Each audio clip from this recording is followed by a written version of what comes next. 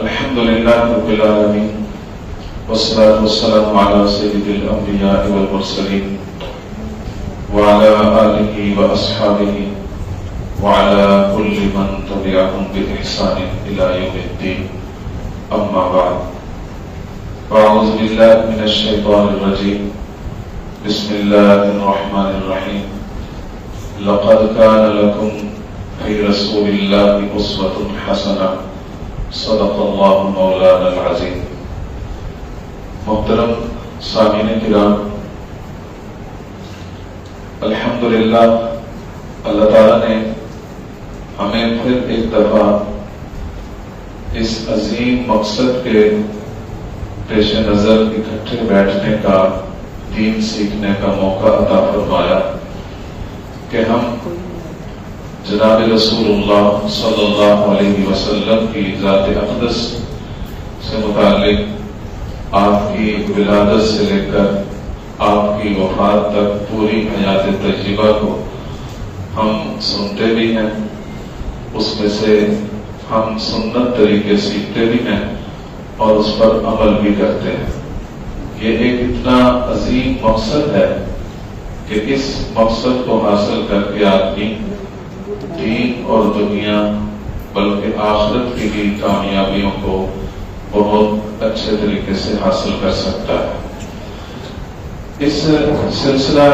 سیرت النبی صلی اللہ علیہ وسلم کورس کے اندر ایک مختصر سا سلسلہ ہے کہ عادت عبادت کیسے بنتی ہے.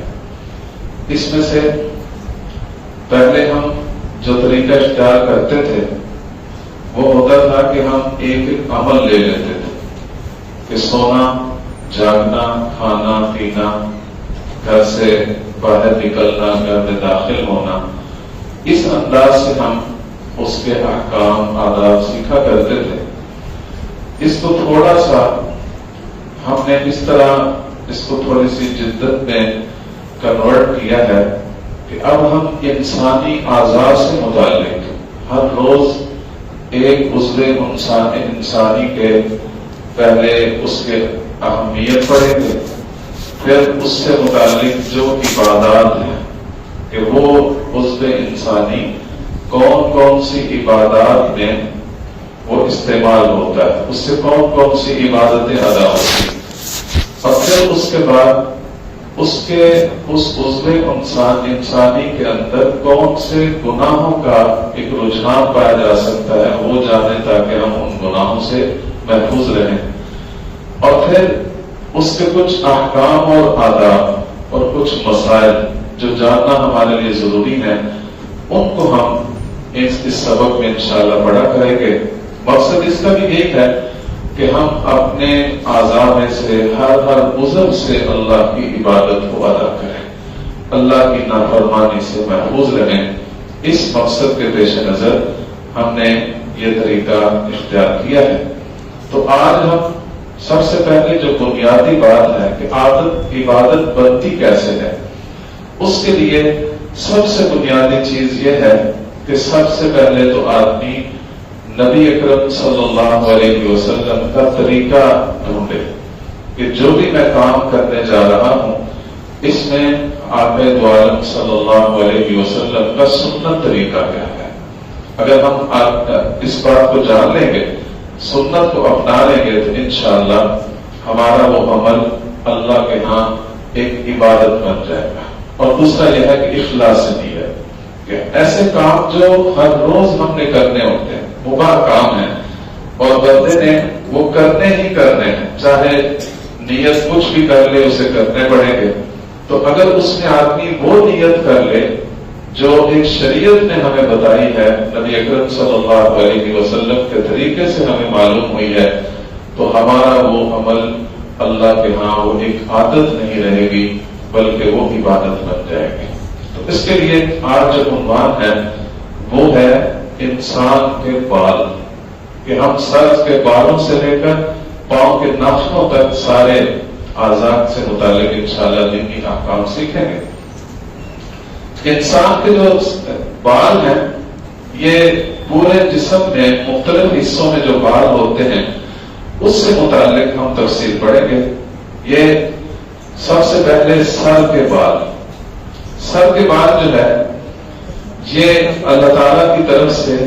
انسان کی ایک زینت کا ذریعہ ہے۔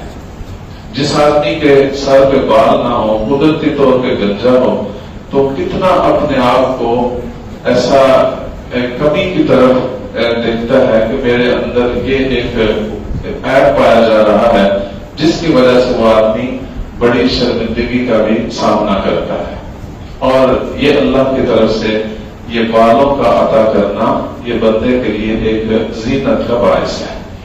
اور ظاہری شخصیت میں وقار کا بھی باعث ہے۔ آدمی بڑا پروقار ہو کر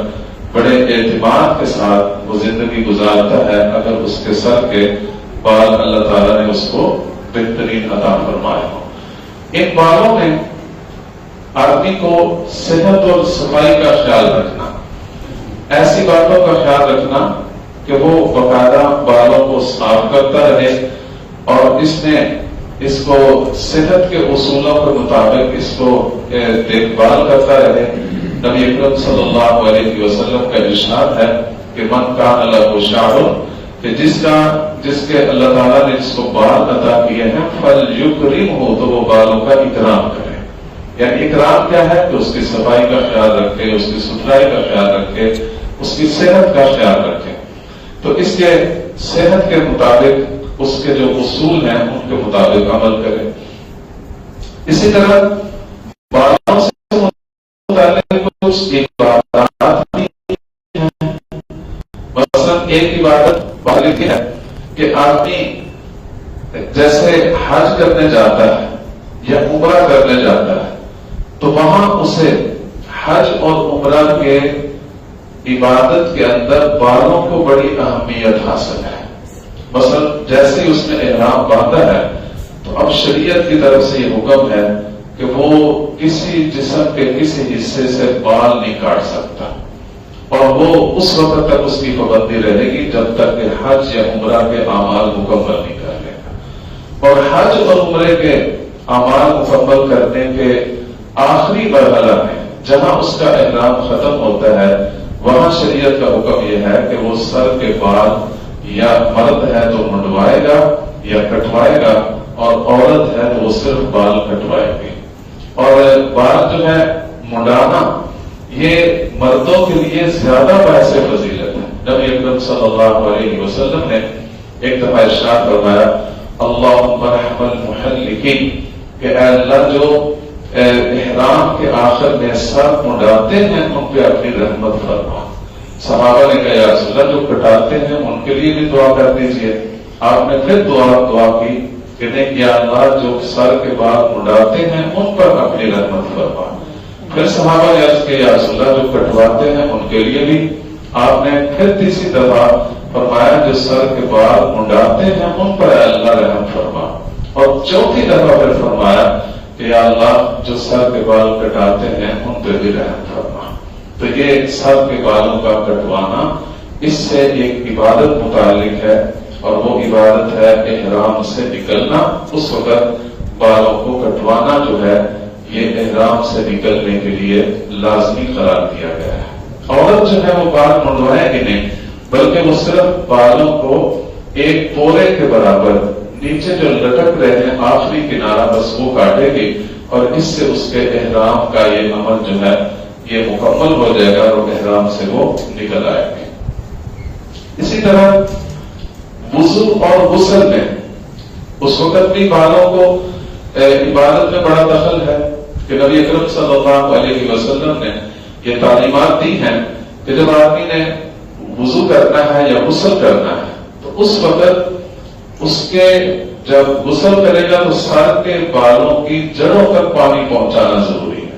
اگر ایک بال برابر بھی جگہ خشک رہ گئی تو اس آدمی کا غسل نہیں ہوگا۔ اور اس طرح وضو میں جو اس کے اعضائے وضو، مثال کے طور پر یہ جو مرد حضرات ہیں ان کی داڑھی ہے تو اور یا مونچھیں ہیں، اور اس میں پانی جو ہے وہ استعمال کرنا، اگرچہ اس میں تفصیل ہے کہ اگر داڑھی اتنی گھنی ہے کہ جلد نظر نہیں آتے تو پھر تو ساری داڑھی کو تر کرنا جڑوں تک ضروری نہیں ہے، ہاں اگر گھنی نہیں ہے بلکہ اندر سے جلد نظر آ جاتی ہے تو پھر بالوں کی جڑوں تک پانی پہنچانا جو ہے وہ ضروری ہے۔ اور اس میں بھی اعضائے وضو جو دھونے سے متعلق ہے ان میں سے اگر ایک بال برابر کی جگہ خشک رہ گئی تو اس بندے کا وضو مکمل نہیں ہوگا۔ اس کے اندر بھی اس احتیاط کو مد نظر رکھنا۔ حضرت علی رضی اللہ تعالیٰ عنہ نے یہ معمول اختیار کر لیا کہ جب انہوں نے یہ احادیث سنی کہ بال برابر کی جگہ خشک رہ جائے تو آدمی کا غسل نہیں ہوتا، تو انہوں نے اس وقت سے اپنے سر کے بال منڈانا شروع کر دیے، اور ان کے الفاظ ہیں کہ وَمِن ثَمَّ عَادَيْتُ رَأْسِي، میں اسی وجہ سے اپنے سر کا دشمن ہو گیا، یعنی جب بھی بال بڑے ہوتے میں فوراً منڈا دیتا ہوں تاکہ کہیں غسل کے اندر یہ کمی نہ ہو کہ میرے بال میں سے ایک بال برابر کی جگہ خشک رہ گیا۔ اسی طرح بالوں سے متعلق جو آدمی کے دوسرے اعضاء پورے جسم پر جو بال ہیں ان میں سے کوئی پابندی نہیں کہ انہیں آدمی صاف کرے سوائے شرمگاہوں سے متعلق، جس کو زیر ناف بال کہتے ہیں۔ ان کے اندر یہ ضروری ہے کہ ان کو صاف کرنا، اور خاص طور پر اس کی بھی ایک لمٹ بتائی گئی ہے، 40 دن سے اوپر نہیں جانا چاہیے۔ ویسے تو مستحب طریقہ یہ ہے کہ ہر ہفتے آدمی صفائی کرے، لیکن اگر ہر ہفتے نہیں ہو سکتی یا کوئی عذر پیش آ گیا تو 40 دن سے اوپر نہیں جانا چاہیے۔ اس سے پہلے اپنے جسم کے غیر ضروری بال جو ہیں ان کی صفائی کا اہتمام کر لینا۔ اسی طرح اس سے بالوں سے متعلق بہت سارے گناہ بھی متعلق ہیں کہ مثلا جدید فیشن کے دور میں ایسے فیشن نکل آئے ہیں کہ لوگ اپنی مرضی سے بالوں کے ڈیزائن بنواتے ہیں۔ شریعت نے یہ بھی پابندی لگائی ہے کہ بالوں کو اس طریقے سے نہیں کاٹنا کہ جو رسول اللہ صلی اللہ علیہ وسلم کی تعلیم کے خلاف ہو۔ مثال کے طور پر کہ بالوں کا کچھ حصہ بالکل چھوٹا کر دینا، موڑ دینا، اور باقی سر کے بالوں کو چھوڑ دینا، اس کو عربی زبان میں قزاع کہتے ہیں۔ تو رسول اللہ صلی اللہ علیہ وسلم نے ایسا طریقہ اختیار کرنے کو ناجائز قرار دیا ہے، لہذا فیشن کے طور پر کسی غیر مسلم کی نقالی کے طور پر ایک مسلمان ہونے کے ناطے ہمیں اس بات کا اہتمام کرنا ہے کہ ہم فیشن بھی اگر کرنا چاہتے ہیں اور یا کوئی اچھا ڈیزائن بھی بنانا چاہتے ہیں تو ہمیں اس بات کا اہتمام کرنا ہے کہ ہم رسول اللہ صلی اللہ علیہ وسلم کی سنت کے خلاف ہیں۔ اور اس کے لیے طریقہ کیا ہے؟ بال رکھنے کا طریقہ یہ ہے کہ برابر رکھے جائیں، اور اگر کٹوانے ہیں تو چاروں طرف سے برابر کٹوائیں، اس میں کسی طرف سے کم اور کسی طرف سے زیادہ ایسے نہیں ہونے چاہیے۔ ہاں اگر رکھنے ہیں تو اس میں بھی 3 طریقے ہیں، ایک ہے لکما، دوسرا جمہ، اور تیسرا وفرہ۔ لکما جو ہے کانوں کے درمیان تک آدمی بالوں کو ایسے بڑھائے اور درمیان تک اس کی جو سیل ہے اس میں اس کو کاٹ دے، اور جمہ جو ہے وہ کانوں کی لو تک یا یہاں تک بالوں کو لے کر آئے اور یہاں سے نیچے پہ سارے پیچھے سے کاٹ دے۔ اور تیسرا طریقہ وفرہ ہے کہ وہ آدمی کندھوں تک بال بڑھا سکتا ہے، لیکن اس میں بھی اس بات کا اہتمام کرنا کہ عورتوں کے بالوں کے ساتھ اس کی مشابہت نہ ہو، یعنی ایسا نہ ہو کہ وہ بڑے بال رکھے تو وہ عورتوں کی طرح پونی کرے یا عورتوں کی طرح وہ چٹیاں کرے، تو ایسا کرنا یہ عورتوں سے مشابہت ہے، اور عورتوں کی مردوں سے مشابہت ہو یا مردوں کی عورتوں سے مشابہت ہو یہ لعنت کا باعث ہے۔ اس سے ایسے فیشنوں سے آدمی کو احتیاط کرنی چاہیے۔ اسی طرح عورت جو ہے یا مرد کسی کے بھی سر کے بال اگر چھوٹے ہو جائیں اور وہ اس پر وگ لگانا چاہے تو اس بات کا خوب اہتمام سے یہ بات مسئلہ سمجھ لینا چاہیے کہ انسانی بالوں سے بنی ہوئی وگ جو ہے وہ استعمال کرنا ناجائز ہے، حرام ہے۔ جیسے کہ آج کل ہمارے گلی محلوں میں آواز لگتی ہے کہ کنگھی سے ٹوٹے ہوئے بال بیچے جائیں اور ان بالوں کے بدلے بڑی بڑی قیمت بھی دی جاتی ہے، اور وہ جا کر وگ بناتے ہیں اور اس سے پھر آگے لوگ استعمال کرتے ہیں۔ یہ چیز بالکل منع ہے، حرام ہے۔ اگر وگ لگانی ہے تو اس کا جو جدید طریقہ ہے کہ اپنے ہی جسم سے بال اکھاڑ کر اس جگہ لگائے جاتے ہیں جہاں بال نہیں ہوتے سر میں، تو یہ طریقہ تو جائز ہے، کیونکہ اس میں کسی اور انسان کے بال نہیں لگائے جا رہے، اپنے ہی بالوں کو امپلانٹ کیا جا رہا ہے، تو یہ طریقہ تو جائز ہے۔ لیکن اگر کسی اور انسان کے بال اور اس سے بھی بنائے جائے یا ان کو امپلانٹ کیا جائے تو یہ ناجائز ہے۔ تو اس لیے اس سے احتیاط کرنا، اگرچہ آدمی کو بعض کا ضرورت پڑتی ہے لیکن ایسا طریقہ اختیار نہیں کرنا جو شریعت نے ناجائز قرار دیا ہے۔ تو یہ بالوں سے متعلق ضروری احکام ہیں، تو اس پہ سارا احاطہ تو نہیں ہو سکتا، بہت سارے اس کے احکامات ہیں، بہت سارے اس کی تفصیلات ہیں، تو آج کے اس مختصر درس میں ہم نے چند باتیں سیکھی۔ ایک تو بال اللہ تعالیٰ کی بہت بڑی نعمت ہے، اس کی قدر کرنی ہے، اور دوسرا اس کے اندر کچھ عبادات کے پہلو ہیں، ان کو مد نظر رکھنا ہے، کچھ گناہوں کے پہلو ہیں، ان کو مد نظر رکھ کر اس سے جو ہے آدمی کو بچنے کا اہتمام کرنا ہے، اور ایسے طریقے سے ہمیشہ اجتناب کرنا ہے جس سے اللہ اور اس کے رسول کی نافرمانی ہو۔ اللہ تعالیٰ مجھے بھی اور آپ سب کو بھی، سب مسلمانوں کو رسول اللہ صلی اللہ علیہ وسلم کی تعلیمات پر عمل کرنے کی توفیق عطا فرمائے۔